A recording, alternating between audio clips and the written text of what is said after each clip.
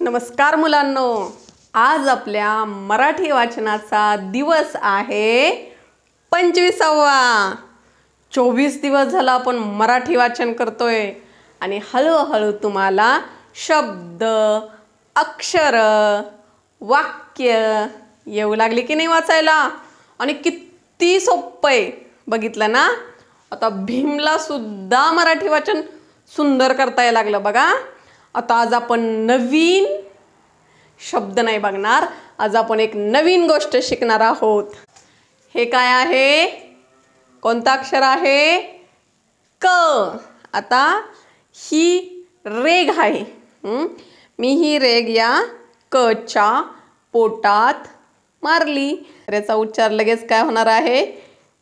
क्र। काय होणार आहे? क्र। बघा, हे क हे अक्षर आहे आणि क च्या पोटात मी काय मारलेली आहे? रेघ मारली। हे कोणतं अक्षर आहे? व। आता या व च्या पोटात आपण रेघ मारली, याचा उच्चार काय होणार? व्र। काय होणार? व्र। व च्या पोटात रेघ मारली, काय उच्चार झाला? व्र। हे कोणतं अक्षर आहे? हे कोणतं अक्षर आहे? ब। आता ब च्या पोटात रेघ मारली, काय होणार बरं? ब्र। काय होणार? ब्र। ब काढला आणि ब च्या पोटात रेघ मारली, काय झाला? ब्र। हे कोणतं अक्षर आहे? घ। घ च्या पोटात रेघ मारली, काय होणार? घ्र। फक्त र या अक्षराला पोटात रेघ मारायची नाही। र सोडून सर्व अक्षरांना पोटात रेघ मारायची, फक्त र ला नाही मारायची। आता हे अक्षर काय आहे? ड। पण या अक्षराला कुठं पोट आहे? पोटच दिसत नाही आपल्याला। या अक्षराला उभी रेष नाहीये, मग आता आपण याला कुठं रेघ मारणार? पोटात। मला काय करायचं? अशी रेघ मारायची।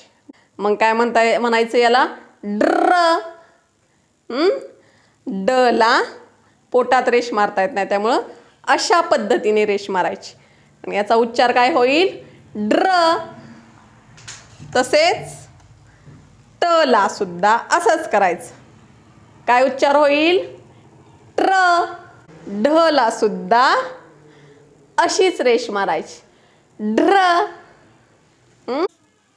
ट, ड, ढ आणि ठ या चार अक्षरांना अशा पद्धतीने पोटात रेष मारायची। यांना पोट नाही ना, या अक्षरांना मध्ये उभी रेष नाही। रेष नसल्यामुळे त्यांना असं साईडला पोट नाही, आपण कुठं रेष मारणार? म्हणून त्यांना अशा रेषा मारायच्या। याचा उच्चार काय होणार?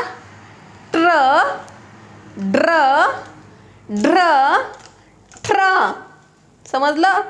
फक्त र या अक्षराला रेघ मारायची नाही। इथं मी काही अक्षरं लिहिलेली आहेत, आता आपण त्यांना पोटात रेघ मारून काय उच्चार होतोय ते बघूया। क ला पोटात रेष मारली, क्र। ब ला पोटात रेष मारली, ब्र। व ला पोटात रेष मारली, व्र। च ला पोटात रेष मारली, च्र। घ ला घ्र। ध ला ध्र। ट ला ट्र। ड ला ड्र। ठ ला ट्र। ढ ला ढ्र। द ला द्र। स ला स्र। ख, ख्र। श्र. समजलं? अशा पद्धतीने ह्या अक्षरांना आपण पोटात रेष मारली की त्याचा उच्चार बदलतो. आत्तापर्यंत आपल्याला वेगवेगळी स्वरचिन्ह झाली बघा. स्वरचिन्ह म्हणजे काय? तर आपण टिकली लावणे, रेष मारणे, टोपी घालणं, रची गाडी जोडली, अशी वेगवेगळी स्वरचिन्ह झाली. आणि आज आपण काय पाहिलं की अक्षराच्या पोटात रेघ मारायची, म्हणजेच त्याचा उच्चार काय होणार? र. वेगवेगळ्या अक्षरांना वेगवेगळी स्वरचिन्ह जोडलीत. तर आज आपण त्याचे उच्चार कसे वेगवेगळे बदलतात ते नीट लक्ष द्या. हे जे शब्द आहेत ते तुम्हाला नीट वाचता आले ना की तुम्ही उत्तम मराठी वाचन करणार आहे. त्यामुळं व्यवस्थित लक्ष द्या माझ्या उच्चाराकडे. व्र, कारण वच्या पोटात रेषा आहे त्यामुळं व्र. इथं ब ला मागून टोपी घातलेली आहे त्यामुळं बी. इथं क ला रेष मारलेली आहे त्यामुळे का. इथं च ला काहीच नाही त्यामुळं च. इथं घ ला पुढून टोपी घातलेली आहे म्हणजे घी. इथं ड ला पोटात अशा रेषा मारलेल्या आहेत म्हणजेच ड्र. ड्र. इथं ढ ला काहीच नाही ढ. इथं द च्या डोक्यावर टिकली आहे त्यामुळं दन. इथं ख च्या पोटात रेख मारलेली आहे त्यामुळं ख्र. काय? ख्र. ख्र. इथं श च्या पण पोटात रेघ मारलेली आहे त्यामुळं श्र. काय येणार? श्र. काय येणार? श्र. आता इथं ब च्या पोटात सुद्धा रेष मारलेली आहे त्यामुळं ब्र. इथं चा. काय येणार? चा. च च्या पुढं रेष आहे त्यामुळं चा. इथं झ ला टोपी घातलेली आहे त्यामुळं झी. काय येणार?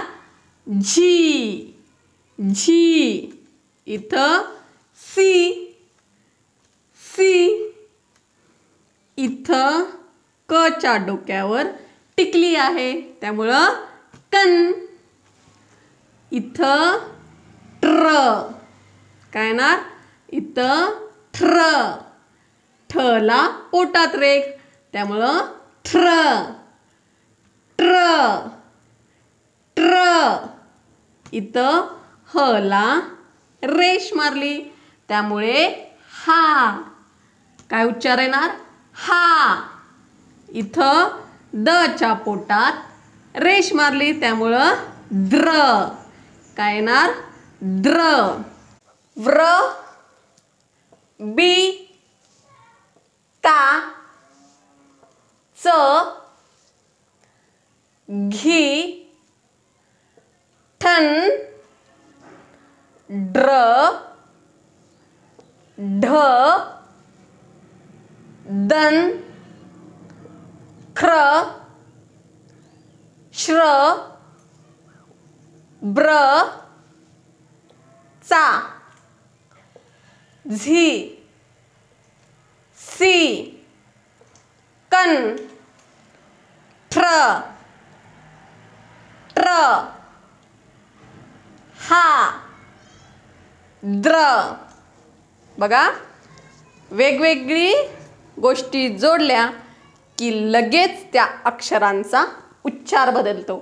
तर आज आपला 25वा दिवस संपलेला आहे.